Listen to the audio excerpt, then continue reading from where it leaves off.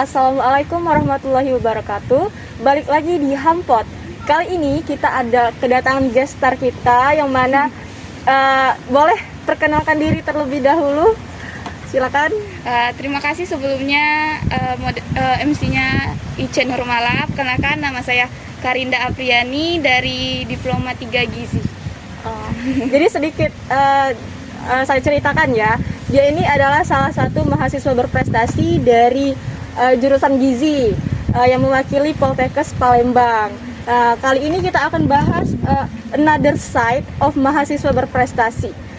Oke, langsung saja saya mau bertanya-tanya. Kita kali ini bicaranya santai aja ya, biar nggak tegang-tegang amat. Gimana nih perasaan kakak menjadi mahasiswa berprestasi? Kalau ditanya perasaan menjadi mahasiswa berprestasi, tentunya senang. Tapi juga di sisi lain kayak nggak nyangka gitu kan. Dari awal semenjak masuk di Poltekkes Palembang dari tingkat 1 itu nggak ada di sebuah catatan Karinda Apriani menjadi mahasiswa berprestasi, bahkan mewakili Poltekkes Palembang gitu. Jadi lebih ke nggak nyangka aja sih. Jadi kalau jadi mahasiswa berprestasi itu kan biasanya ada yang memotivasi gitu ya. Apa nih kira-kira yang bisa memotivasi Kak Karin biar bisa jadi mahasiswa berprestasi? Sebenarnya untuk motivasi menjadi mahasiswa berprestasi itu kan aku sendiri baru tahu adanya mahasiswa berprestasi ini di tingkat 3 ini. Jadi semenjak adanya kayak ya udah deh mau jadi mahasiswa berprestasi itu kayak ngelihat yang di atas kita gitu, yang ngelihat mahasiswa berprestasi di 2020 itu Kak Anissa Retni. Jadi dia tuh kayak punya pemikiran, punya kayak sifat yang emang patut dicontoh sih. Jadi sedikitnya tuh ada panutan gitu ya, dari cuttingnya sendiri kayak gitu. Kemudian ada nggak sih cara kakak biar bisa jadi mahasiswa berprestasi itu gimana? Cara-cara atau apa gitu? Kalau ditanya cara, sebenarnya kalau menurutku karena pengalamanku ini termasuk kayak keberuntungan juga sih. Karena lagi kakak tadi bilang kan nggak ada di kamus Karin. Iya gitu. Bener. Jadi sedikit cerita gimana bisa mewakili jurusan Gizi untuk menjadi mahasiswa berprestasi. Jadi pada tanggal 28 Mei itu Karin sendiri dicat oleh Bu Mardiana, katanya Karin kamu mewakili Poltekkes mewakili jurusan Gizi ya menjadi mahasiswa berprestasi, tapi kamu seleksi dulu di Poltekkes Palembang. Nah di situ kayak kok bisa Karin gitu.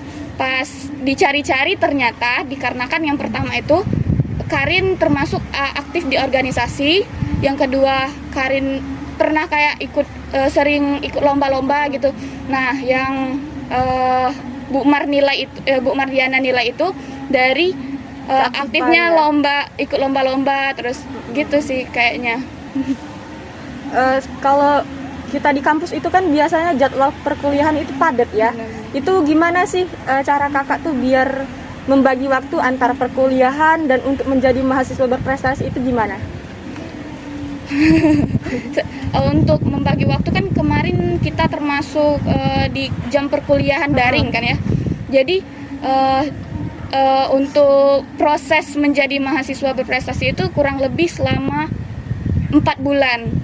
Dari mulai ngurus surat-surat, buat produk, terus buat karya ilmiah, terus buat ikut acara-acara gitu. Nah tapi kalau di Poltekkes Palembang itu 4 bulan, tapi sedangkan kalau di Poltekkes lain setauku itu bisa kisaran 1 tahun. Jadi mulai dari tingkat 2 sampai tingkat 3 gitu. Jadi persiapan kalau di Poltekkes yang lain itu benar-benar selama benar. itu ya. Jadi makanya kayak setelah kemarin kan ikut pertemuan di pemilihan Mapres di Jakarta gitu. Setelah tanya-tanya pengalaman mereka, ternyata mereka persiapannya itu udah 1 tahun gitu. Jadi aku Karin sih pribadinya pengennya untuk tahun depan mahasiswa berprestasi tahun depan itu lebih mempersiapkan dari sekarang gitu. Mulai dari kayak memikirkan produk apa yang bakal disajikan ya gitu. Kalau misalkan dalam pembelajaran atau dalam prestasi itu kan pasti kita ada pasang surutnya gitu. kadang semangat tuh naik, kadang semangat tuh turun itu. Nah, kalau tips dari Kak Karin itu gimana biar semangat belajarnya tuh bisa menggebu-gebu gitu? Kalau saya pribadi sih bukan orang yang selalu semangat belajar. Seperti Ica tahu sendiri kan, gimana saya di kelas gitu kan. Jadi setelah kuliah, sudah kuliah tidak langsung belajar lagi gitu. Tapi kalau mau ujian emang belajar. Nah, gimana membangkitin semangat itu karena tujuan di awal. Tujuan di awal tuh kenapa mau kuliah, kenapa mau nyelesain D3 gitu. Baik lagi ke niat ya sebenarnya. Iya, benar. Jadi kalau mau mencapai sesuatu tuh ingat di tujuan awal gitu. Ingat niat, ingat tujuan. Terus ada pencapaian ya pokoknya kalau kuliah ini. Terus untuk jadi mahasiswa berprestasi itu kira-kira apa aja sih syarat dan apa yang diperlukan untuk jadi mahasiswa berprestasi gitu? Jadi untuk hal-hal yang diperlukan ataupun dipersiapkan dari sekarang itu yang pastinya kayak prestasi yang seperti saya ucapkan tadi, kalau bisa hal-hal capaian unggulan itu ada 10 kalau persyaratan saya kemarin. Nah, 10 capaian unggulan itu dinilai dari ada tingkatan internasional, nasional, sama reguler. Nah, untuk nilai yang paling tinggi itu di internasional. Jadi untuk adik-adik yang nantinya berminat atau ingin menjadi mahasiswa berprestasi di tahun depan, bisa dilakukan dari sekarang untuk mengikuti kegiatan maupun lomba di tingkat internasional. Khususnya untuk tingkat 1 mungkin ya? Tingkat 1, tingkat 2 juga bisa. Tingkat 2 juga bisa. Kemudian kalau kita lihat dari segi perkuliahan ya, tadi kan semangat, kita balik ke nilai nih. Kalau nilai itu kan nggak mungkin setiap semester itu naik terus. Ada kalanya kita tuh pasti ada turun naik. Nah, itu gimana cara kakak nyikapinnya gitu? Atau cara kakak yang dilakukan kalau kita dapat nilai rendah itu gimana? Perlu diperjelas juga untuk mahasiswa berprestasi ini tidak dinilai hanya dari nilai, kayak bukan dari IPK saja. Karena yang dinilai itu dari 10 capaian prestasi, lalu karya tulis ilmiah, lalu produk. Jadi nanti kita tuh kayak dikasih beberapa tema kayak pencegahan stunting, penurunan anemia, ibu hamil, dan lain-lain. Nah, kita disuruh pilih mengenai tema tersebut untuk dijadikan karya tulis ilmiah. Jadi untuk poin lebih besarnya itu di karya tulis ilmiah, capaian unggulan, sama pembuatan produk itu. Kayak sama wawancara bahasa Inggrisnya.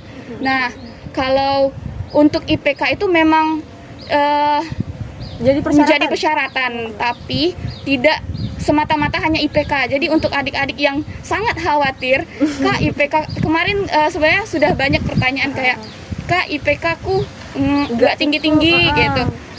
Bisa nggak ya nanti jadi mawapres? Bisa, asalkan yakin.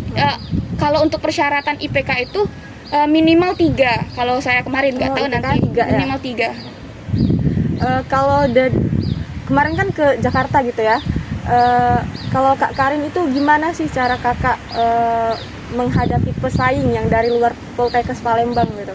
Atau dari Poltekkes Palembang sendiri kan tadi Kak Karin kan bilang dari masing-masing jurusan itu kan mengirimkan satu perwakilan. Nah, itu gimana Kak Karin menanggapi pesaing-pesaing dari luar itu?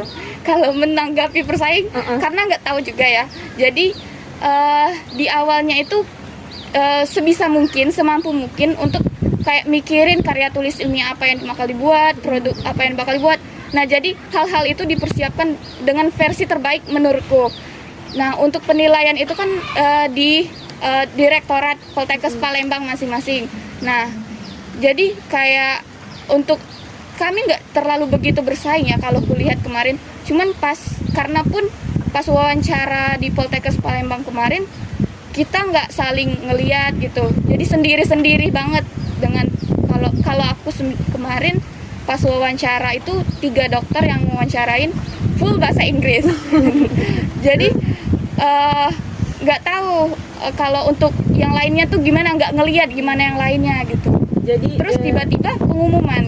Jadi intinya tuh percaya diri, yakin, pokoknya persiapannya tuh harus mateng ya gitu ya. Iya, dan terus juga harus dipersiapkan mental juga sih. Ya, jadi kalau itu dari awal tuh kayak tetapin dulu tujuannya, kenapa mau. Karena aku juga kemarin tuh kayak up and down terus, maju nggak, tapi sayang udah kecebur gitu, dan ujung-ujungnya maju. Kemudian ini Kak, ada nggak sih tips dari Kakak nih untuk adik-adiknya bisa gabung untuk bisa jadi mahasiswa berprestasi itu gimana, Kak? Kalau tips itu seperti yang sudah Karin bilang tadi, yang pertama itu persiapkanlah capaian unggulan, karena itu yang kayak jadi poin-poinnya. Dipersiapkan itu capaian unggulan yang internasional. Yang kedua itu IPK memang tidak terlalu berpengaruh, tapi menjadi penilaian juga. Jadi sebisa mungkin IPK itu di atas 3, bahkan kalau bisa 4. Nah, untuk kayak karya tulis ilmiah dan produk itu nanti bisa dikonsultasi dengan dosen pembimbing, atau kayak bisa tanya-tanya juga dengan kakak gimana jadi mencari ide referensi untuk membuat produk itu gitu. Oke, kira-kira segitu aja nih bincang-bincang sama Kak Karinnya. Jadi intinya kalau kalian mau jadi mahasiswa berprestasi itu harus punya persiapan, harus punya niat yang jelas, tujuan, dan yang terpenting itu percaya diri ya Kak. Kalau kita punya niat dan ada tujuan tapi nggak percaya diri itu gimana kayak gitu. Dan juga tambahan kayak mahasiswa berprestasi ini seperti yang sudah saya ucapkan tadi kan, perlu ditekani tidak hanya dari nilai tapi juga attitude, kepribadian, karena dinilai juga dari kepribadian gitu. Karena kan seperti yang kita lihat kan sekarang banyak orang berilmu tapi nggak ada adabnya. Oke, baiklah Kak Karin, terima kasih atas kesempatannya pada hari ini.